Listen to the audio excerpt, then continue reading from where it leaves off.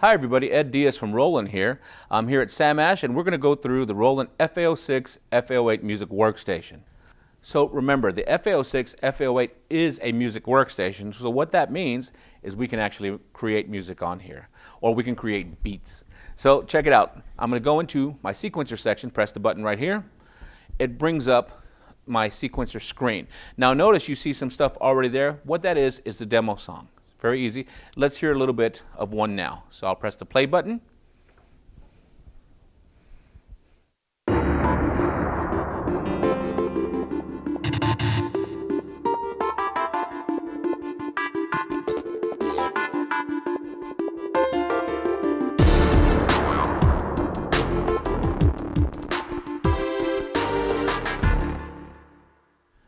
So that's just one of the demo songs in here. If you wanted to hear others, press Song Select, and you can actually use the dial wheel and go through the different demo songs in here. So a lot of great ones. So here's how I would make music in here. So first off, I would go in and press Shift, press and hold, Song Utility, and Song Clear. This will clear out the song very quickly for you so you can begin creating music. So I'll go ahead and do that now. Song Clear. And OK. Now probably what I would do, if I did play a demo song, I would cursor back up to my studio set and I would just give it a quick go to the right, go to the left, and put it back on FA Preview. This will give you the basic sounds you need to begin composing your music.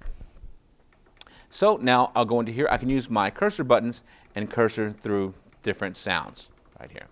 Now let's say this takes too long. Well, I'm going to show you a little trick on here that will help you move through the sounds very fast. Now, you remember our pad section that we use for samples? Well, our pads actually have a lot more functions than you might know. So I'll press Pad Utility on the top left. Now I'll go ahead and press Pad Mode. Now look at this. In my pads, I have a lot of different functionalities available to me. Sample pads, part select, part mute, part solo, numeric, I can use it as a 10 key, partial switch, keyboard switch. I'm going to use part select. Now what this allows me to do when I'm sequencing is I can move around very quickly on what parts I want to record. This is a lot more fun and looks cool too. So I might start with drums, and might start with my drums and get ready to record. Now let's take a look, before I do that, at the record parameters. So let's press the record button. You're going to hear the click. I'm going to turn it down for you here. Okay, first off, we're going to see in my real-time record standby, count in. That's the blue there. If I press enter, I get 1 measure count in, 2 measure count ins, or wait note. Whatever you decide to do is fine. It's totally up to you. For our example here, I'll use wait note, which means as soon as I touch the keyboard or the pedal that's connected to the keyboard, it's going to begin to record. So I'm going to press select. Now I'm going to cursor over to input quantize. What quantize does is if we're a little bit off in our playing to the metronome, it will kind of shuffle us over to the nearest resolution we've decided on. So I'm going to put it on grid, and then we can change the resolution, which I have it defaulted on a 16th note. So if I'm a little bit off, it'll move the notes to the nearest 16th note and get me right back on track. So select. Now this is a linear based sequencer, which means it's like a big tape deck. Okay, so we can have a loop on. So if we want to, we can loop, record in any section we want. 2 measures, 4 measures, 6 measures, 8 measures, doesn't matter. So I'm going to have that on for our example, but you do not have to use a loop. You could just let the keyboard record and you could just play to your heart's content. So I'm going to have loop on. Now I'm going to cursor down to the loop length. Loop length, as I mentioned before, can be any length of loop that you want. For our example here today, I'm going to use a 2 measure loop. That's great. Now, check this out. This is a cool one here. Rhythm, pattern, sync start. You remember the rhythms I showed you in the earlier video? Well, I can go into here, choose what rhythm I want to come in, and I can have the keyboard kick in that rhythm as soon as I touch the keyboard. This is kind of cool.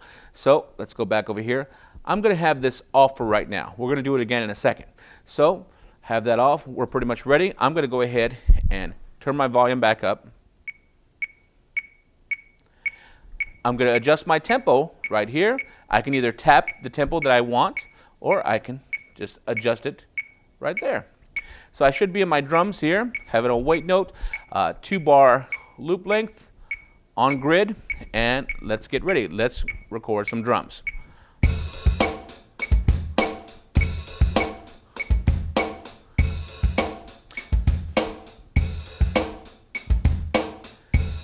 So as you can see, I was probably a little bit rushing, okay?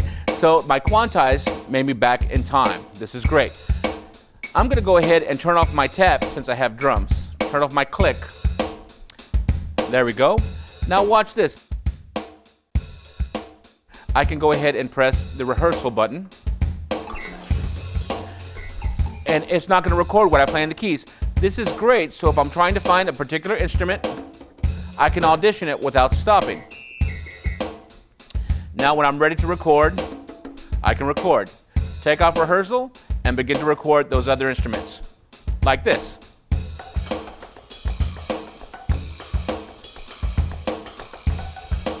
Okay, obviously that's a mess up on my part, so guess what? I can press erase, and I can erase just the one bad note at the particular time I need, or the whole section of bad notes.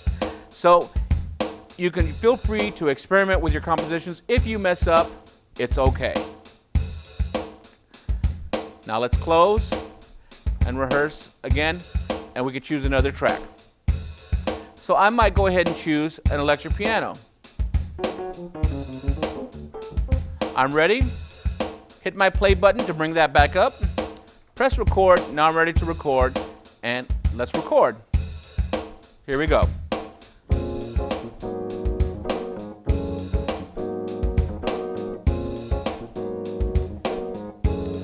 Now let's rehearse, close. Let's choose a bass. It's set on acoustic bass. Maybe I don't want acoustic bass. Press enter. I'll go find another bass, and I'll use that compression finger bass. When I'm ready, bring up the real-time record window, press record.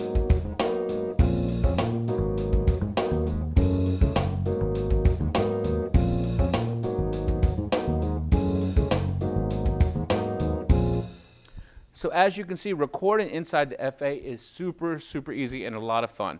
And if I wanted to continue, I could go ahead and take off my loop and then move my cursor over and begin recording in measure 3 or copy and paste, whatever. Now, I want to show you this. Workstations, for years and years, keyboard guys will come up with great songs, and there comes a point where we need to get this song out of here and we need to get it for everybody to hear. Okay, and for years and years, it used to be a little more difficult. So what we used to do years ago is we would save it as a standard MIDI file, take that standard MIDI file, put it in whatever digital audio workstation software you have that digital audio workstation software trigger the keyboard on what to play MIDI, and then we'd have to take the audio out of the keyboard and solo each track and turn it into audio. I know it's tough to listen to me explain it, and it's even tougher to do it regular. So we figured out something better at Roland. Check this out. Press and hold shift, hit song utility, and now let's cursor down to export song. Let's press select. Now we can still export it as a standard MIDI file, so all my old guys that have workstations, don't fear, we didn't take that away, but we added some cool stuff. Cursor up to wave stereo mix. I can export this song that I just did as a WAV file that I can go ahead and play in the car, in the computer, burn the CD automatically. It's already ready. Or I can take this song and export it as WAV multitrack or audio stems. So I'm going to do that now. Select. If I wanted, I could rename what those stems will be called. I could call it Ed Song 1, and all of them will say Ed Songs 1, and they'll have the appropriate number for the track. So let's cancel that. I'm going to press execute, and it's going to say, are you sure? I am sure, and we're going to do it. So here's what's going on. The keyboard is bouncing down every MIDI track, converting it into a WAV file. Now granted, if you have a long song, it's going to go through each track for the full length of the song. But at this point, you should probably take a break and go see your loved ones because you've probably been ignoring them while you've been doing your music. Okay, by the time you get back, all those tracks will be exported as WAV files and sent to that SD card, that 4 gigabyte SD card. And you see it says song export complete.